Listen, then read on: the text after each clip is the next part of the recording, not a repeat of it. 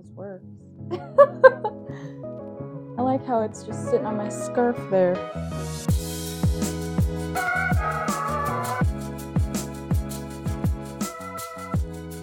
Welcome back to the channel. If you're new here, welcome. My name is Kara. Things are a little bit different today. I have some new lights that I got for Christmas. I got a tripod. I got a microphone. I got the whole damn setup. So I'm still playing around with the way that the lights look and my positioning and everything. There's like a shadow on the wall. I don't know what that's all about. And right now, this looks okay. It looks okay to me, right? Yeah, I think so. We are here to talk about January's books. I read 10 books in January. Woo, that's a pretty good start for the new year, I feel like. So January always carries with it that extra appeal because it's the start of a new year and you have like a fresh slate for everything that you're going to be reading. And I really felt that because I finished the last book of the year in 2023 and then I didn't have anything on my plate for 2024. So it took me forever to try and figure out what I wanted to read. With that tardiness, I guess, it kind of set me back a little bit and I was getting a little bit discouraged because I just couldn't figure out what I wanted to read first. I couldn't be decisive and like pick a book and be like, okay, this is what we're going with. Because I also was like, I really want to stick to reading one book at a time. And I'm going to tell you right now, that did not happen. I was not able to kick off that goal. It didn't get as crazy as it used to last year with me reading like 6 books at once, but still, I still gotta work on that, okay? I read 10 books in January, and I think that's pretty good. I think I did,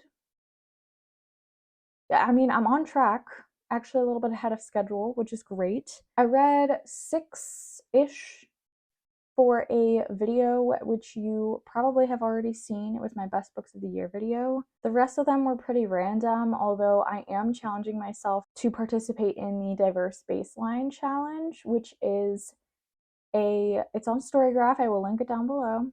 But basically the challenge is to read 3 books a month by BIPOC authors, and there are different prompts for each month.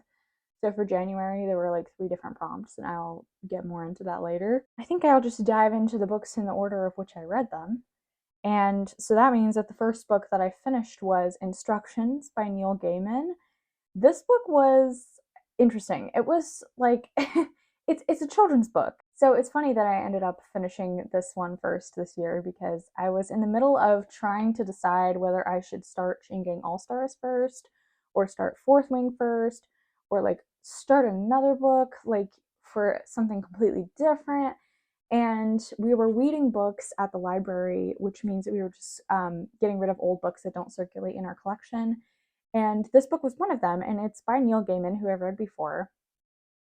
And it's just this really cute, like, little children's picture book that follows this main character as he goes on like a hero's quest, and it's just giving you, life advice on, slowing down, enjoying the little moments, and enjoying the journey instead of focusing on the destination. And he just ends up back home again at the end of the book, and it was really cute. The artwork was really nice, and it gave me a good little kickstart to my year. So that was the first book that I read. I'm counting it because I can.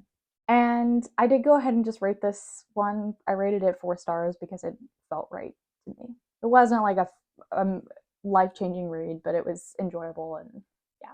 The next book that I picked up was Genderqueer by Maya Kobabe. I actually don't know how you say her last name.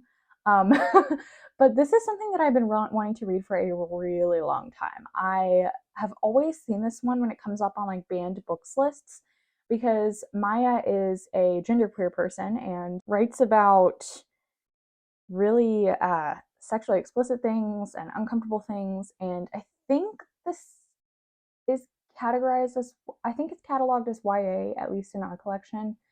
And so it's contested, for those reasons. And I do not agree with those reasons, but it is what it is. And that's what's always, drawn me in, is that it's a banned book. And also because Maya is a genderqueer person that uses Spivak pronouns, which are em, er. I never met somebody before that uses those pronouns, and I've never read a book that uses those. I've never actually read those pronouns used, and you know, I just wanted to learn more about your life, and so I picked it up, and it was really, really good. It's a memoir. It tells Maya's story about how he grew up and uncovered parts of her identity. And there's a lot of personal anecdotes, and there's a lot of books that he liked to read when he grew up, and also how he learned to express himself through art. Also, just super funny. It was super relatable, surprisingly. I mean, I'm not a genderqueer person, but I still related to Maya very much, and I thought it was awesome, and it was poignant, and it was just really, really tender and vulnerable, and I really appreciated it for that. Maya's art is truly awesome. I highly recommend this book, not only because I think it's awesome and Maya's story needs to be heard and read by more people, but there's just something about a memoir in graphic novel form that is so easily digestible and so unique and so just no-brainer for me. So I rated this one 5 stars because my enjoyment level of it was just through the roof, and I had a really awesome time getting to know Maya and just reading the book and having the experience that I had. The next book that I read was one of the, I think it was the first diverse baseline prompt, and it was to read a book or like a poetry collection by a BIPOC author. And I had already had Pocahontas poems by Tayi Tibble on my TBR, like on my radar. I don't remember where I saw it, but the cover speaks for itself. But she's a Maori author. This poetry collection includes a lot of aspects of her culture, but also it mixes in like Greek mythology retellings, like fairy tale-y aspects, pop culture, metaphors, and reimaginings. Pretty much all of the poems center around what it means to be a woman in the 21st century as she has experienced it, or people close to her have experienced it. It was really extremely readable. It was not pretentious at all. Like, you know, most poetry, not that poetry is pretentious, but sometimes, you know, it can take you out of your comfort zone a little bit, but this felt comfortable to me in a way that I enjoyed, but not, I mean, I don't usually read poetry, but it was just really, like I said, it was really readable. She has like this really prosaic way of writing poems. They're not like all in verse. They're, I don't know, a little bit fragmented, but I really liked that. It was super evocative and entertaining. And I think it's also really accessible. So if you're not into poetry, you would like this. But if you are into poetry, you would also probably like this. I gave this one 4 stars because, you know, like I said, 4 stars usually is what I give something if I'm like really into it, but it just doesn't quite give me that 5-star feeling. But it comes down to the vibe for me. But yeah, I'm very glad I read it, and I think you should read it too. I can't believe I'm finally saying this, but I have read Fourth Wing this month for my best books of the year video. And I am just going to disclaim this by saying that you are not about to see me rant about this book. I'm not in the loving this book club, unfortunately, but I am not in the hating this book club either. We all know what this is by now. It is a romantasy. It was the most popular of last year, about a war college, riding dragons, enemies to lovers, Violet Sorengale, cheesy ass names. She's got some type of disability that's never actually named in the book, but Rebecca Yarros has Ehlers-Danlos, and so it's modeled off of her disability. And that was like one of the only redeemable qualities about this book to me. Other than the fact that, yes, I did have fun while I was reading it. And it's just interesting to talk about because before I read this, I was like, I'm either going to really love this book or I'm going to really hate this book, or I don't know. Like, I was just scared because I didn't know what my reaction was going to be. So it was badly written. It's full of plot holes. The characters are completely empty. They're not likable. The relationship was super forced. There's no enemies to lovers at all. They weren't ever enemies to begin with. The world building is really convoluted and unbelievable. And it's also lacking at the same time somehow. Like, it just didn't work very well. Dialogue is pretty cringe. It's overall just kind of juvenile for being an adult book, even though there were a lot of graphic scenes and steamy situations. This is not a rant review. There are a lot of rant reviews out there. You can just go to Goodreads. You can search up any other video on YouTube about how bad this book is. Those are the irredeemable qualities about it. But like I said, I had fun reading this. Here's the deal. If you're going to read this book and you haven't already, you need to listen to it on graphic audio or just plain old audiobook, because that's what I did and I had a good time. I mean, I wasn't like waiting for it to end.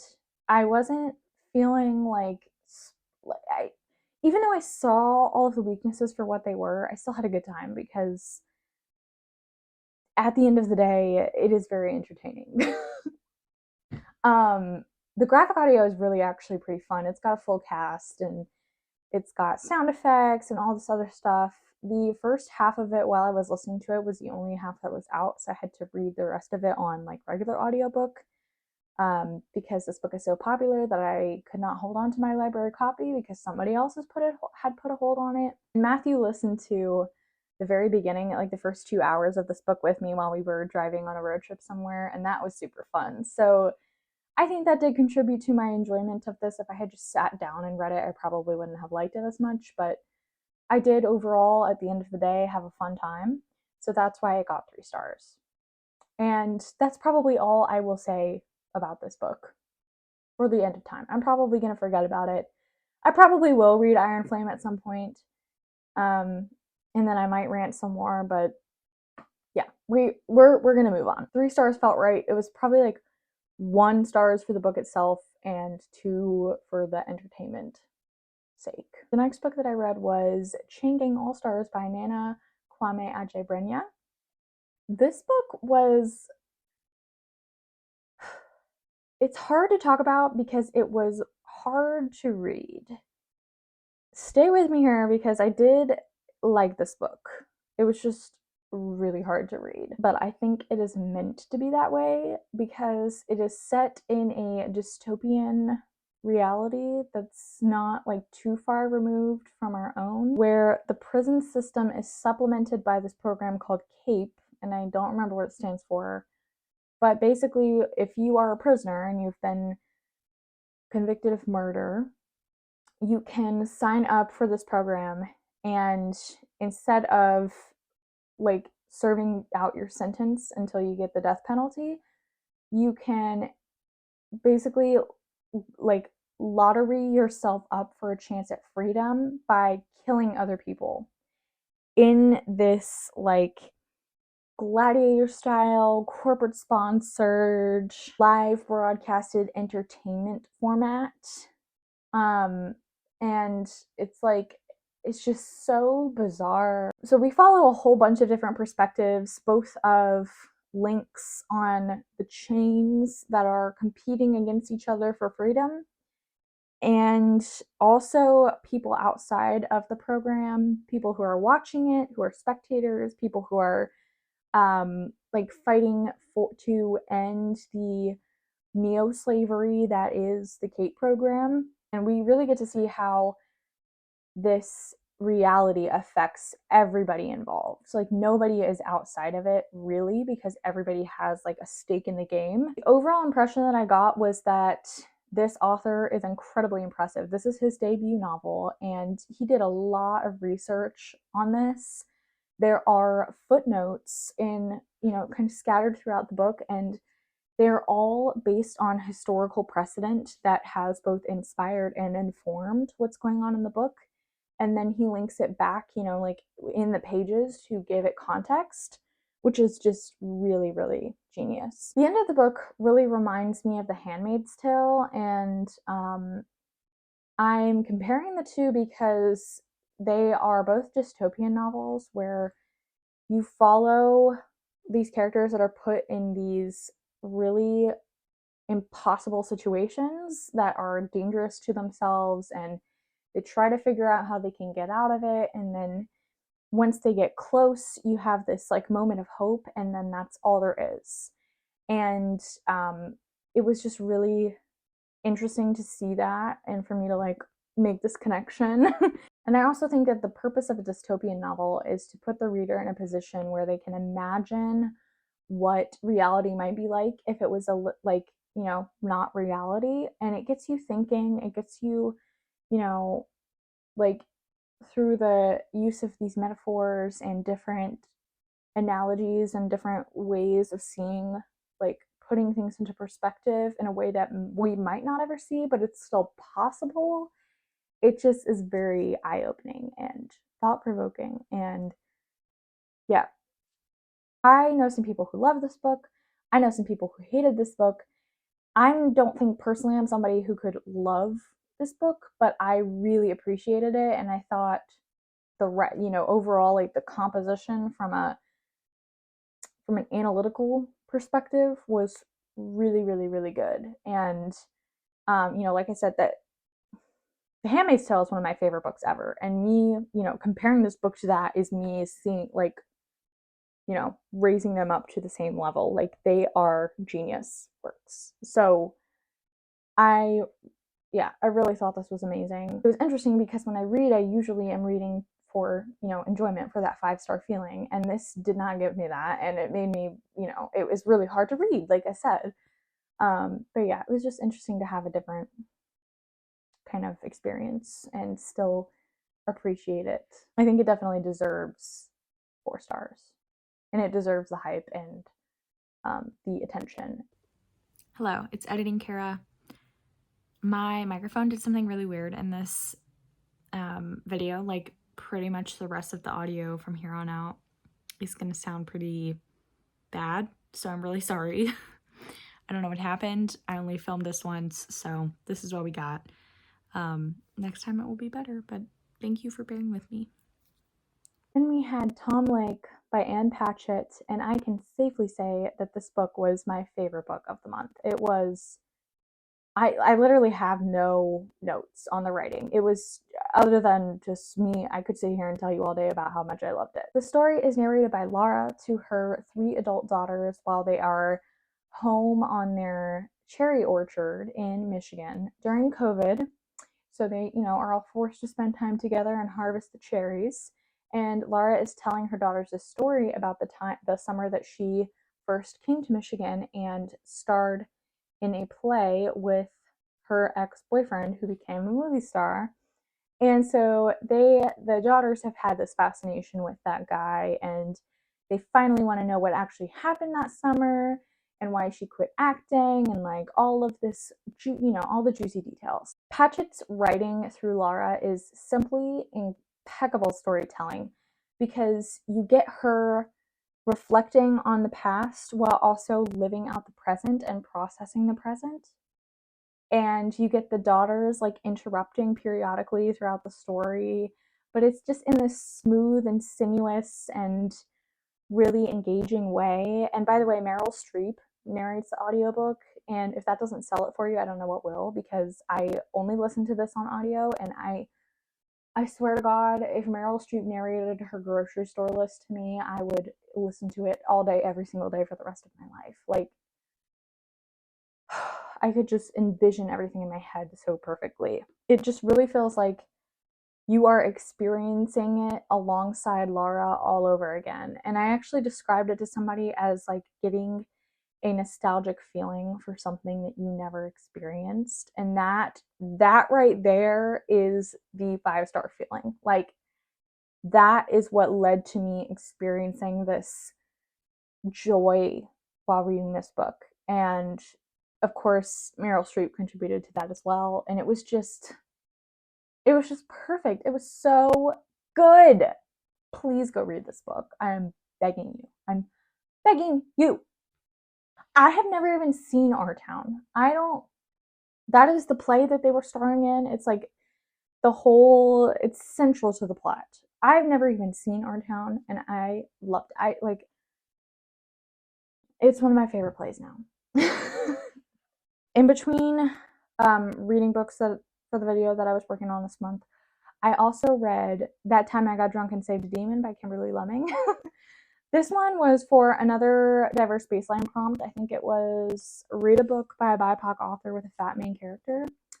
And so I picked this one because it's, been on my radar because this just seems like a really fun time, right? We follow Cinnamon, the main character. She lives in this village where her family has like a spice farm and she lives there. And she likes to imbibe. She likes to eat cheese. She likes to get into some shenanigans. She's got a potty mouth. And one night we follow her home from the pub where she has gotten drunk. And she's walking home to her spice farm, and lo and behold, she encounters a demon. And she accidentally saves his life somehow.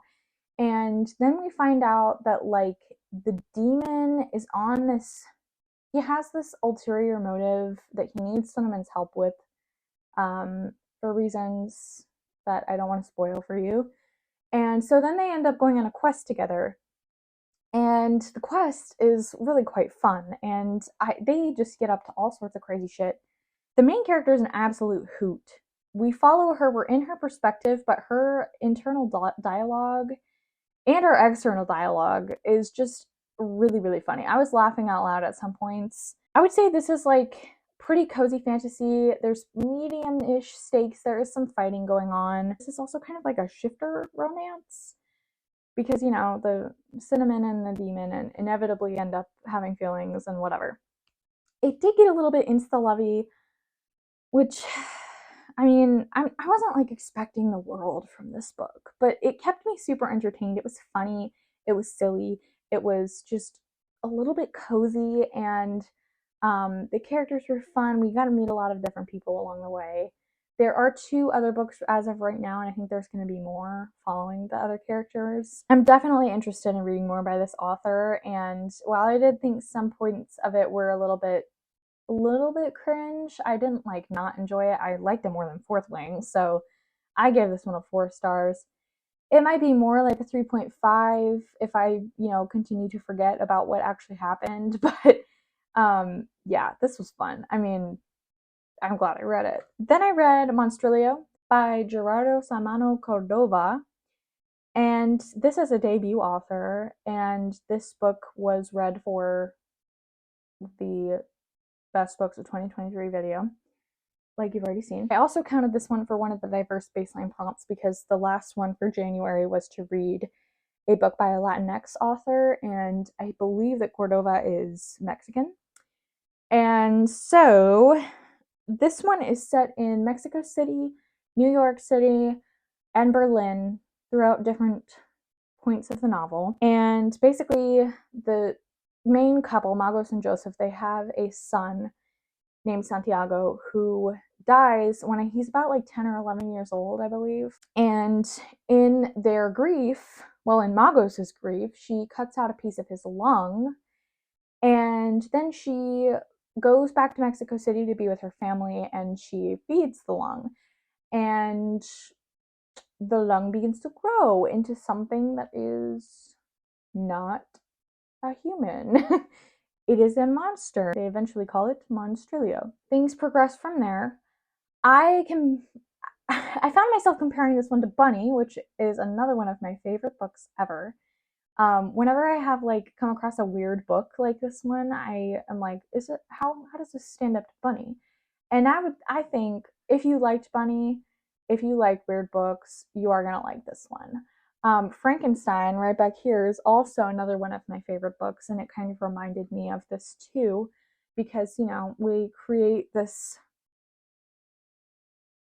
extra human thing, and it's nurtured by grief.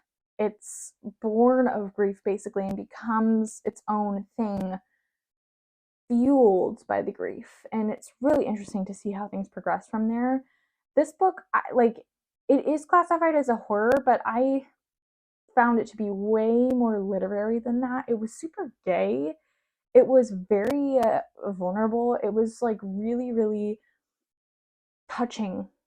And I don't know, it wasn't like scary. It wasn't scary like Bunny. It was weird like Bunny, but it wasn't scary. And I mean, there are some things that happen that are a little bit gory, but you know, what are you going to do? You got a monster. The monster's going to gore things.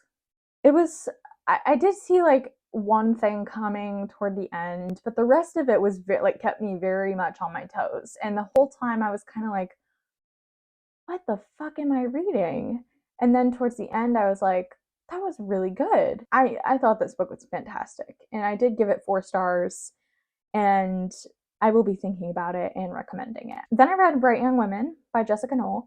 And this was so good. It was definitely worth the hype and all of the attention it's getting. It's a reframed version of the Florida State University killings that were perpetrated by Ted Bundy back in the 70s. In this version, Ted Bundy is never actually explicitly named. We do, you know, deduce that that is who the defendant is. That's what he's referred to as throughout the whole book. But we follow, instead of him, we follow Pamela, who is the president of the sorority at the time that he killed those girls. And she was the only witness that witnessed those crimes. And then she goes on to become a lawyer. And then we also follow Ruth, who's another one of his victims from some earlier crimes. And there's another character that kind of links the two, but those are like the two perspectives that we see things from. And the audiobook is narrated by two different narrators who were both spectacular. And I just thought it was so good. The storytelling and the way that things were told, like the timeline things were told, I really thought it was fantastic. I didn't at any point, like, you know, have any issues with the pacing or any of that stuff. The characters were really, really well developed and dynamic and easy to relate to and powerful and courageous, and I really, really liked them, which is great because, you know, it just adds to my enjoyment of a book when I can like a character. I was so furious throughout the entire book when they were, you know, talking about how nobody believes these women, even though Pamela literally saw Ted Bundy and nobody believes her. And we get to hear, I mean, we do eventually get to hear some of his bullshit and all of that. Like, all of the men made me so, like, I was fuming while I was listening to this. I was like gritting my teeth. And that again is something that, like, when I'm evoked those emotions while I'm listening, it just puts it over the edge for me. While I did not rate this 5 stars because I didn't really feel as, I don't know, the emotions that I felt while I was reading this one did not match those of Tom Lake while I was reading that. But it was a 4.5 stars. Like, it was very, very much up there.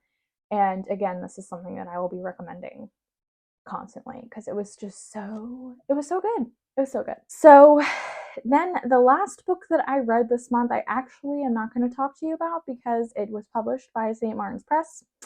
And I am standing in solidarity with Readers for Accountability's boycott against them. It is a marketing boycott, so I'm just not going to be talking about the books that I read by St. Martin's Press. But I did want to read the book and support the author by reading the book. And it was one of the books that I read for my, that I was going to read for my best of 2023. So I just wanted to see what the hype was about. And honestly, it wasn't that good. I mean, I'm a little bit disappointed by that one. I gave it like a 3 stars. And that is generous.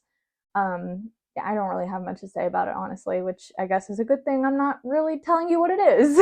So yeah, a little bit disappointing end to the month, but the rest of the books I read were pretty freaking fantastic, and I would say that my reading the best books of 2023 video is pretty successful. So if you missed that one, please go check it out. I will link it in the description. I will also link Readers for Accountability's profile and their card in the description so you can get some more info about the St. Martin's Press boycott. They will be able to explain that much better than I can. So yeah, that is it. That's everything I read for January. I'm doing good so far this year. I'm excited about the rest of the year. I'm excited about February. I've got some fun stuff coming up for y'all video wise. So yeah, I love reading. Thank you so much for being here. I'd love to see you next time. Please hit that subscribe button, like, comment, do all that fun stuff. Check out the links that I told you about. And yeah, I will see you in the next video. Mic drop.